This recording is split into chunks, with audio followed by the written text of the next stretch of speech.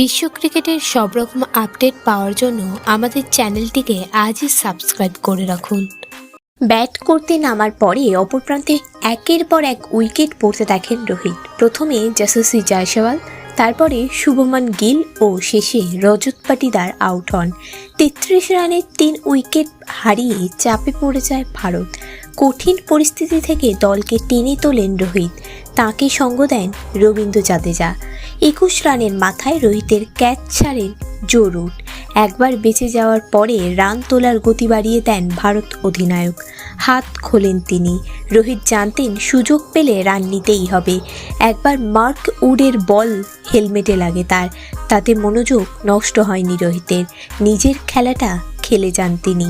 মধ্যাহ্নভোজের বিরতির আগেই অর্ধশতরান করেন রোহিত। শেষ দিকে রান তোলার গতি একটু বাড়ান তিনি। বিরতির আগে যেখানে শেষ করেছিলেন, বিরতির পরে সেখান থেকেই শুরু করেন দুই ব্যাটার। দ্বিতীয় সেশনে বেশিরভাগ সময় বল করেন ইংল্যান্ডের স্পিনারেরা।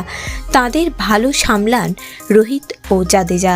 মাঝে মধ্যেই বড় শট খেলছিলেন এই দুই ব্যাটার। রোহিত ধীরে ধীরে নিজের শতরানের দিকে এগোচ্ছিলেন। চা বিরতির পরেই শতরান করে ফেললেন তিনি।